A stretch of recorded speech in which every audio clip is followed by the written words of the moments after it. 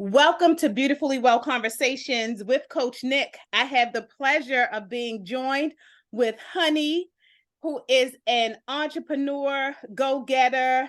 You see her sister-like journey. We're going to talk a little bit about that because I want them to look you up and check out what you're doing. But as this woman, busy entrepreneur, now navigating life with type 2 diabetes, we thank you for coming and sitting with us to share your journey. So let's get started. I'm curious, Hunny, were you ever told that you had prediabetes? And if so, what was that conversation or that experience like? So first of all, good morning, beauties. Thank you to Amani Nicole Wellness for having me. Um, yes, when I was about 32, I was told that I was pre-diabetic. Probably a little bit before that I was told, but to me it translated as you don't have it yet, so don't worry about it. But then when I turned like 32, the doctor was like, okay, we're going to start watching you to put you on medication. I was like, oh no, this is something I don't want to have to take medication. And so I started my weight loss journey and I went vegan and I was working out and it was a 3-year journey. I didn't have to get on medicine. I lost 85 pounds. I was Woo, doing woo, good. woo. Yeah, I did really well. And then, life happens. Yeah. And you fall off the wagon and that type of thing. But yes, I was told like twice I had it before I actually did something about it. What was that time span between the prediabetes diagnoses and becoming diagnosed with type 2? The time span was about 8 years. Okay. I didn't get diagnosed until I was 40. Yeah. Kudos on those 85 pounds. You heard pre-diabetes. You said up, not quite there. And look at the amazing journey. You went on 85 pounds down. Life shows up and a halt to those healthy habits you had for various reasons. We'll do another show on that. But what's interesting, you also mentioned what advice your doctors have been giving you at this point. So let's segue all the way into now. You have been diagnosed with type 2. How are you managing it? Or what? Let's talk about just the treatment perspective from the healthcare Um, perspective. Initially, doctors were like, oh, you need to diet and exercise. You have to lose some weight. They linked me with nutritionists and support groups. And, you had to weigh in daily and that type of thing.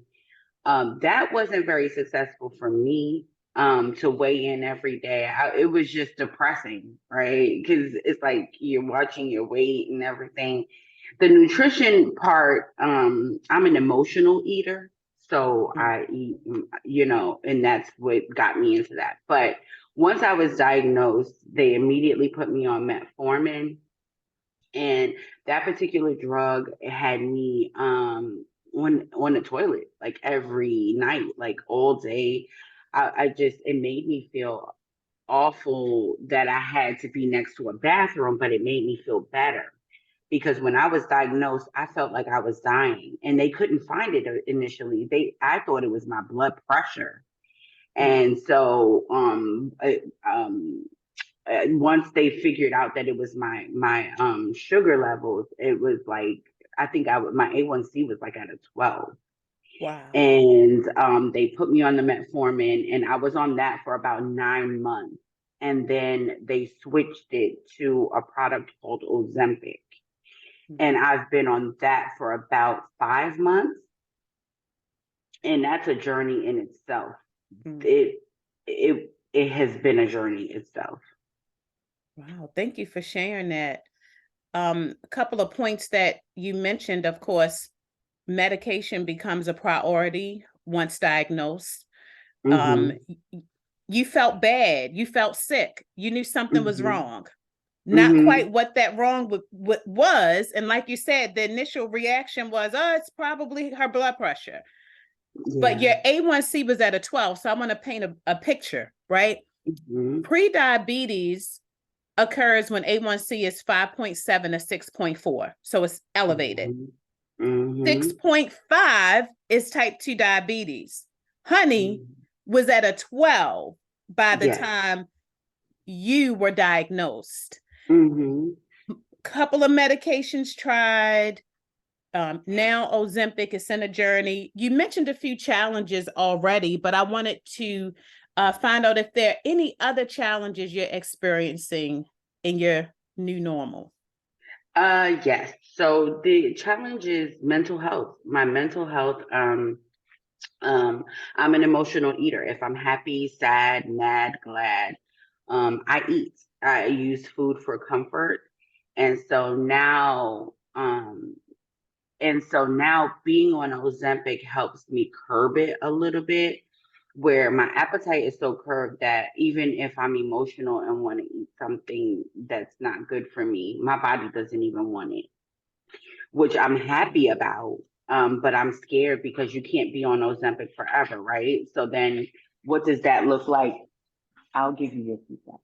What does that look like when I have to be off of it? So I've been really, really working on my mental health, because if I don't get my mental health straight, I'll go back to eating improperly or eating to feed my feelings. And that's been the biggest challenge, is eating to live, and not, and I mean eating to live and not living to eat. Because as I'm living, I'm my go-to is fried chicken when I'm stressed or when Tell me I'm about happy. it. I love a piece of fried chicken. What's And with it? What you eating with the fried chicken? just A just the biscuit. fried chicken by itself, girl, just by itself. Wow. But the challenge has been just my mental health. If if you can get aligned with your mental health, then the nutrition part will follow. So Mic that's what has dropping. been, yeah, that's been my challenge. And what you share with us, I'm just loving this conversation, because at the end of the day, I go back to your pre-diabetes diagnoses. You got all excited. Life showed up. We can call that mental health. Yes, When we're not feeling well, when we're overwhelmed, the weight of the world is on our shoulders. We're not running to go get broccoli and meet our personal trainer at 6 a.m. in the morning. correct. Mm-hmm. All day. And that Mm-hmm. connection to diabetes and mental health is a powerful one too. That's a whole nother topic, but you hit Mm-hmm. it on the nose. I want to emphasize that, because so often there's this thought that we don't know what to do. We don't understand what healthy looks like, or that we're intentionally not putting our health first or ourselves first. We know it is not intentional, but Mm-hmm. when your stress is managed, how are you feeling? What are you doing Right. when you feel like See, your stress is managed? another challenge is that I grew up poor, right? I didn't know how to shop, grocery shop. I make enough money now to properly grocery shop.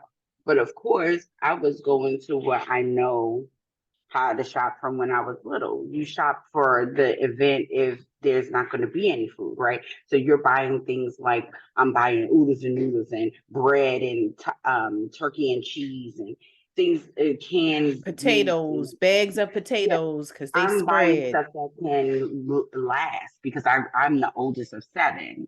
So I'm buying things that can last, but are not necessarily good for me. So then when it comes to shopping in the produce section, I'm getting things only like bananas and apples. And I'm not looking at things that can actually fill up me and my family and actually be nutritionists for our health, right? So it's a mindset too. However you grew up, how you watched your parents shop for food to make sure it goes through the month and all of that. All of that is a factor with diabetes. Absolutely. Um, it's recognizing the environmental factors. Mm-hmm. Both of my parents uh, had diabetes. I've been pre-diabetic. But the beauty of this conversation is recognizing that while there are other factors, like you mentioned, hey, I remember the corner store. I remember my Yeah. supermarket, Stop, Shop, and Save, Super Pride. I remember all of them, right? They don't look like Wegmans. They don't look like No. Whole Foods. And even as adults, as we start to, build on these cultural experiences and learn a little bit more, there's still room to help us in terms of health education, Yeah. access to we know we have our healthcare team, our physicians, to make sure we're on the right medication. And I'm glad you spoke up about your concerns with metformin. You are in this journey with Ozempic, but like you said, it's a journey. And at any moment, you are open and you are in a space as an advocate to have additional conversations. Yeah. And so I would love to know. So you are navigating, we call it the new normal, because how long have you been living with type 2 diabetes? It's been a year and a half now. Yeah, so you fresh out. Yeah, I just started. And I'm here to help. So I always say that. I have to bring that out. New into it, honey. It's like an opportunity for you to test those waters again in terms of those lifestyle changes, and like you said, managing your mental health along the way. Mm-hmm. We can't go backwards. So this question is not about going back to when I was pre-diabetes. What would I do different? We're not taking honey back, because we love the honey today, honey, because you are fabulous. That's We're going to right. talk about your business in a second. But Okay. today, if you were talking to a woman who said, yeah, they told me I'm pre-diabetic, they told me I'm borderline, what advice would you give her? To definitely carve out time for movement. Um, Carve out time to plan. I'm just now carving out time to walk, to make sure that I'm moving, to make sure that I plan my meals, what I'm actually going to eat, what's my go-to if I just need to run out the door. I would just say plan. When you plan and you take time for yourself, um, you can slow down, and you won't get diabetes. You just won't. If you actually just take out an hour or two of your day each day for you to exercise and to plan your meal. I think that's the biggest thing. To me, back then, I wanted to be on the go all the time, and oh, I don't have time for that. And now I make time for me. So when you make time for yourself and you're drinking your water and you're moving, you can prevent diabetes. On point, right on point. Mm-hmm. Movement, finding that time, evaluating Mm-hmm. your food, right? Like you said, Mm-hmm. how often, while we're aware, we are health conscious, which is what I call it, right?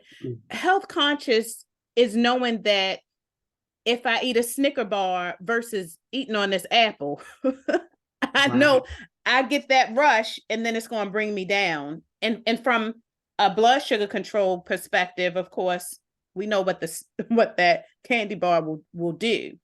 But Mm-hmm. what about being able to be in a space where you can deepen your understanding of food, right? We Mm-hmm. are on a go. We're constantly moving. So if I'm on a go, what are better options? If I don't have enough Mm-hmm. time to meal prep or take something from home, what are my options? Yeah. Those conversations we need to have more of, and we need to talk to more honeys so Yes. that we can fully understand the mindset and how for us, because I'm from Park Heights, I'm from West Baltimore. Yes. And I was blessed to have grandparents that grew food. But the reality of it was I had that experience as well. But overall, a lot of people with diabetes was in my family, and we had the same journey. I loved oodles and noodles. Yes. I love going to the penny candy store to get those little chocolate chip flour cookies every morning, so that was part of the breakfast. Yes. Right? Yes. So we have to be in a space where we talk about where are we as women when we come from that environment, and how can we begin to shift the paradigm now with our health, but also understanding that some of our mental space, our emotional space will take us right back there. Yes. Yeah. So I will tell you what I would love to do. Women are going to be inspired. You are an entrepreneur and in school to continue to further your craft. But I want you to tell us about what you do, honey, and how can we find you? Right now we're in the middle of a rebrand, but we are Honeybee Expressions. We are Honeybee Crowned. We specialize in natural hair care and sister locks and brother locks. We are expanding now to a full-blown beauty company where we sell hair products and hair serums and elixirs for growth and for itchy scalp and things like that that ail our community. We can be found on honeybeeexpressions.com, HUNNYBEEXPRESSIONS. And that's it. That's us.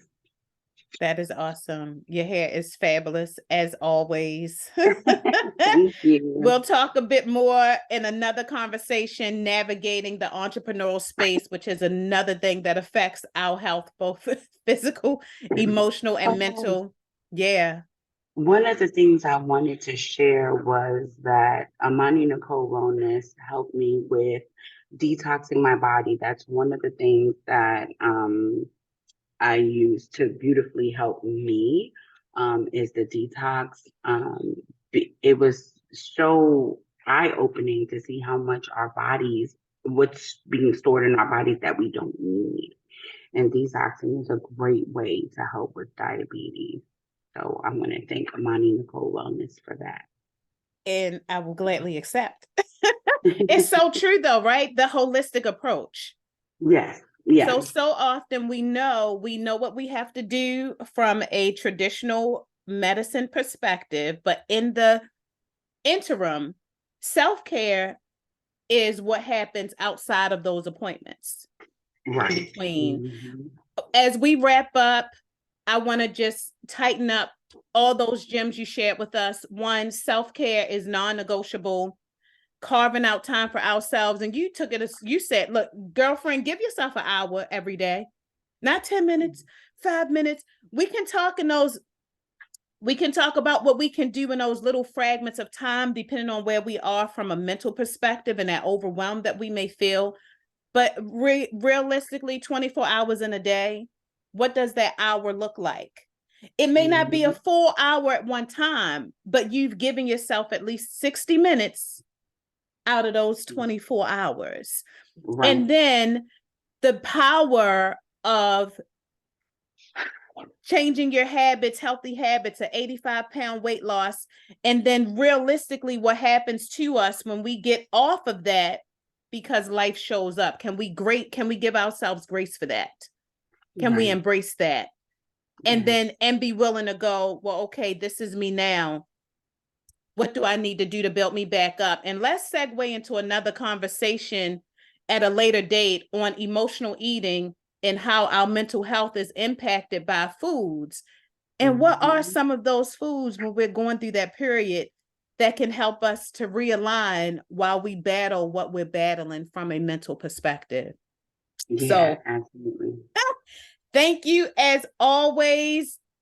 I'm telling the audience, dig into this conversation. For our ladies, get the fact that Honey is saying put your health first, so you do not have to reach a point of a type 2 diabetes diagnosis. But in the event, if it does happen, we know that you can be in a position where you can successfully manage it, or as we call, manage it beautifully. So thank you again, Honey, for joining us. We appreciate your time. You're welcome. Have a beautiful day.